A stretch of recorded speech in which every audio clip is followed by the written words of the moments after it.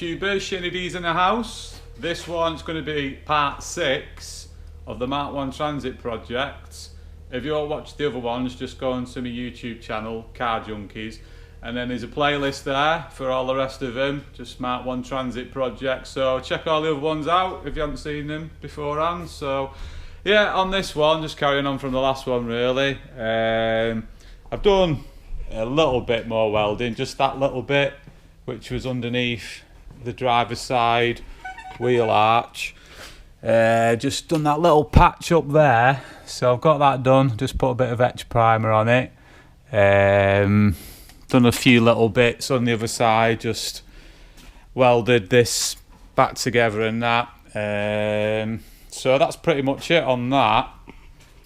And then I've got a few bits, like I've got my springs off, like I say, there. So I've popped the bushes out, and I've got hold of some bushes because mine are the bigger size, like on the Mk2 Transit, the 46mm diameter ones. So it's a bit difficult to get them at a good price really. So anyway, I got them from a place in Germany, I think it is, Moto Mobile. So they've come anyway, so they're the correct size, the oversized ones. So I've got one for each spring there, and then I've got, for the shackles, I thought I'd get some Superflex ones there. So yeah, they've sent them next day, so nice one, Superflex. Polyurethane, so should last me a lot longer. So I've got obviously all 4 shackles there. So on the last video I showed you my shackle. Basically I've ground it off. Someone had welded it and it was all bent and everything, so I've actually ground it all down, and I'll be able to just weld it back together. And I've actually welded up where the threads had wore right down as well, so it'll be alright. I'll be able to sort that out, because pretty hard to get hold of at a decent price again. I think the cheapest one I found was like 60 quid for one off eBay, so I'm not paying that for it, and it's alright, there's nothing up with it anyway. So yeah, got that going on. And yeah, you see me last time, I just put some etch primer on these. I just put a bit of silver on them, and I've got some old school QD90 off my dad. Not seen that for a while. QD90 paint, good stuff that. So I'm gonna just wire wheel these down the springs and chuck some paint at them as well, bit of silver. And then I've got some QD90 red, which I'm gonna do the calipers in as well. And you know, obviously rebuild the axle, just bit of paint and that, cleaning up and that. So yeah, that's what's going on at the minute. I've got a batch of steel off eBay as well, just packs what you get, they're like guillotine cuts, so I can start doing my floor pan as well now with that little lot.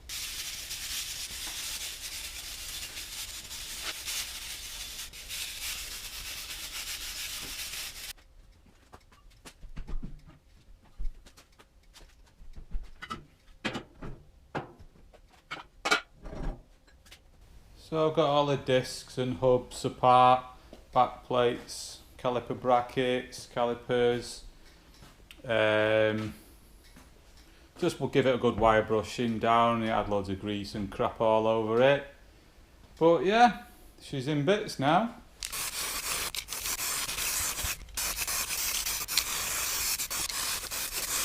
So I've done an absolute load of wire brushing and a bit of painting. So I've redone the axle, just done it in etch primer and like a satin black, so that looks a bit better.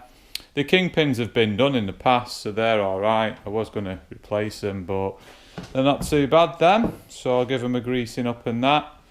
Done the calipers in like an engine paint. Caliper red, as you do. I know they're not meant to be red, but I like them. And then just done the back plates, done them in etch primer and the satin black again, like these. Same with the little brackets for the brake flexes. And then just done the brackets for the calipers, etch primer, And then same as this bracket for the left hand drive and the steering arm, etch primer and the silver. Just use this, it's like heat paint, it's not bad, so I've used that, and that's the etch primer and the satin stuff and the engine paint. And then I know these look rough, but just chucked a bit of paint at them, old school QD90 metal paint, good stuff. And that, pop the bearings out, I've got some coming, so I'll replace them. I've been looking into vented disc conversion, but you can't get the calipers on if you put vented discs on. You've got to get the spacers for the calipers or get 4-pot calipers. Apparently they catch, so there's a way of spacing them out, but I don't know if you can do it on these hubs, so I'll look into it. Other than that, I'll put these on for the time being. And the leaf springs on the front as well, got them painted up in the QD90 again. Just got sort of the little retaining clip out and that, put some sicko flex on it and stuff. Yeah, all the bushes are there for them, like I said, you know, so I'll chuck them in as well. Got the super flex and the front ones there, and then for shackles. So yeah, that's what I've been doing for the past day or two. With your food, mate, chilling with your little rabbit. Healthy option, sweet potato, mate.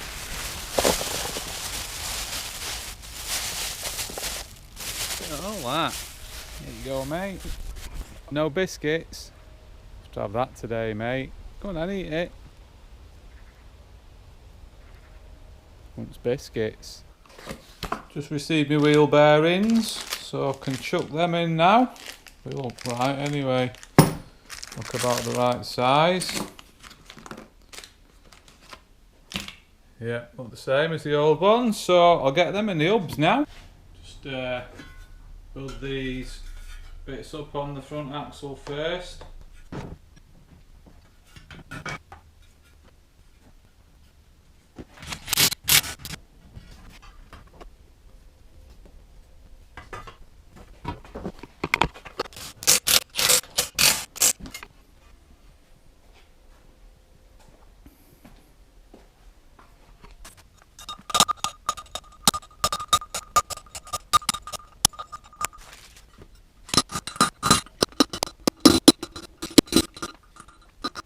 Both the carriers in, top and the bottom. So I'll grease the bearings up and then put that one in and put the seal in the bottom, then put the top one in. Put that one in. Go and get a rag now for me hands.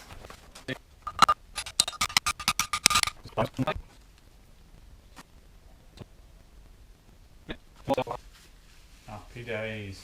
A load more grease in there. There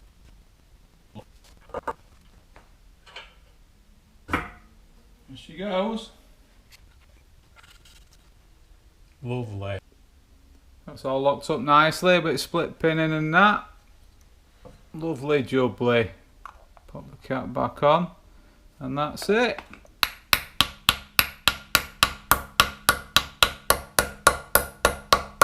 Job's a good one. So, my pads have turned up.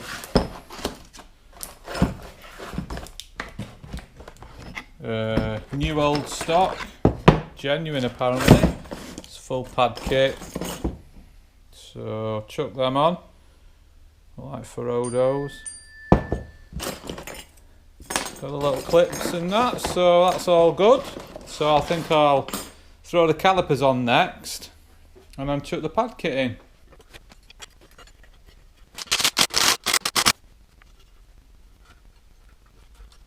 Just bend the lock taps over and then tighten the brake pipes up.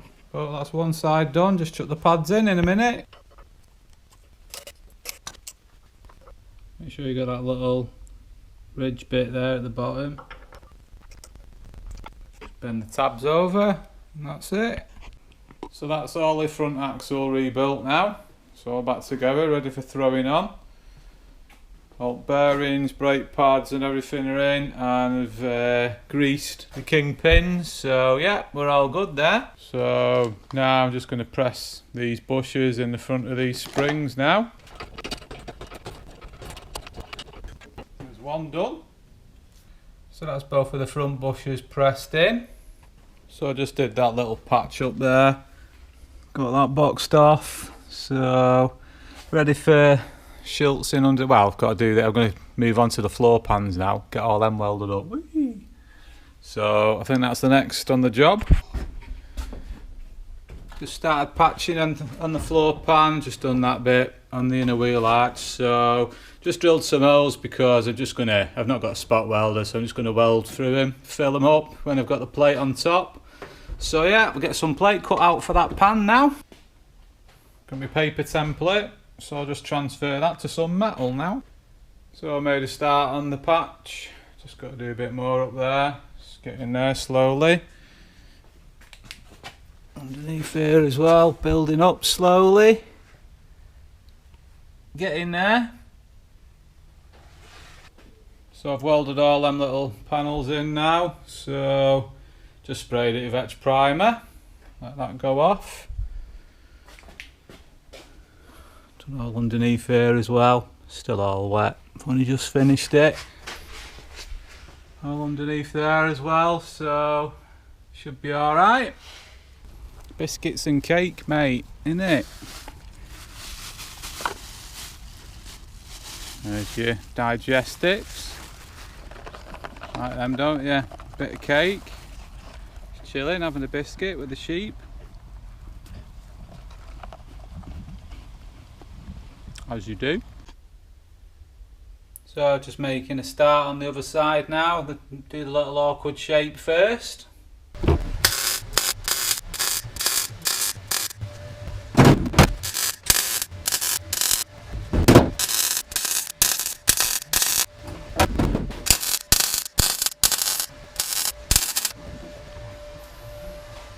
Just got that bit done now underneath that arch, and then inside from that floor area as well.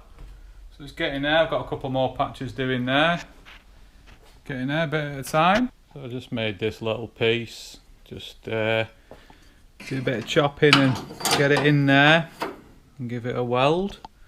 That's next on the agenda. So I've got that little panel in. Should do me. A little bit of a gutter there as well. Bit of etch primer on it. Another job off the list. So that's my left hand drive pedal box which you took off. And then that's my left hand drive servo. And it's this bracket which is different. This servo is actually a little bit different as well. It's a bit more extended. So I've managed to get hold of a pedal box for a right hand drive. And that's off Ralph Clark. Sorted me out with that. It was quite a rare item, so he's looked after me on that. Thanks, mate. Appreciate that. He sent me some new bushes out as well, so I'm going to rebush it and paint it up and that. But basically, I've drilled it all out. I've got it fitted nice on the bulkhead, which I'm chuffed about. And then I've got a right-hand drive servo unit. So I've got that fitted up, and that's got the most important bracket there, which is really rare to get hold of. So I've done that and got that fixed up just as a trial fit. And now I'm just going to get the steering column, you know, where the hole is, get that drilled, slip the steering box on temporarily again, and then get all that rigged out. Obviously I won't be running a clutch cable, so I need to get a master cylinder on this pedal somehow. So I've actually ordered an MGF master cylinder because they're like an upright master cylinder. So what I'm going to do, I'm going to actually secure it, well, make a little bracket and have it underneath the dashboard upright, because I've got to have it upright. And the MGF master cylinders, they've got the little tank on the, you know, the reservoir on the side of them with the filler at the top, so it'd fit in here perfect. I know it'd be awkward topping it up, but the reservoir's transparent anyway, so I can see what the level's like, and then I can just have the plumbing going out to the gearbox. So that's my plan anyway. I've ordered it off eBay, so I'm going to do that. And then because I've got the Mark III transit steering box, then I was going to use the original Mk1 steering column, but I've changed my mind now. Basically what I would have had to do is either change the whole shaft and put the worm drive and everything in that steering box, but I've stripped this down and this looks more worn than that other one what I've got off the Mark III, so I'm not going to go down that route. So what I was going to do, I was actually going to cut the shaft and cut the column down and then put a UJ on the bottom of the shaft and then put a bearing in the bottom of the column. Basically it's just a lot of work, so I'm not going to do that. And also this put me off a little bit because it looks like it's been cut and welded before, so I don't know how good that is or how straight it is. So what I'm going to do is I'm going to fit a Land Rover Defender steering column, so I'm going to do that. I've ordered one anyway, and I've also got the bottom part of the Land Rover Defender UJ at the bottom of the column, which goes underneath the bonnet. So all I've got to do really is I've got to just make that fit on that to about that length and put the column in, and then I should have enough room then. I just got to make a securing bracket for this side of the column, and then obviously I've got to do a bracket here anyway because they have a brace on the other side, so I've got to do that bracing underneath, and the column will fit here anyway. It's about the right length. I've worked it out, so it should fit quite well.